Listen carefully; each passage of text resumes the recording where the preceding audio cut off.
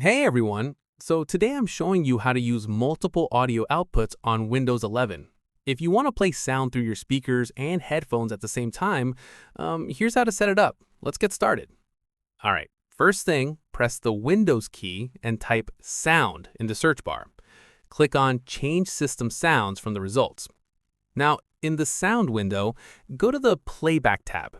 Make sure your primary audio device, like your speakers, is set as the default. If it's not, right-click on it and select Set as Default Device. Okay, next, go to the Recording tab at the top. Right-click in an empty space in this window and make sure Show Disabled Devices is checked. This will reveal hidden audio devices. Here's the thing. You should now see Stereo Mix appear in the list. Right-click on Stereo Mix and select Enable. Then right-click it again and select Set as Default Device. Now, double-click on Stereo Mix to open its properties. Go to the Listen tab. Check the box that says Listen to this device. From the drop-down menu below, select your secondary audio output, like your headphones or another speaker. Click Apply, then OK to save the changes.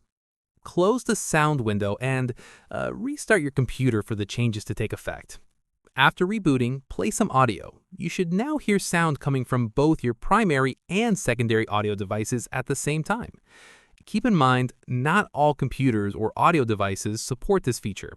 If it doesn't, your hardware might not be compatible. And that's it. You're now using multiple audio outputs on Windows 11. If this helped you out, let me know in the comments below.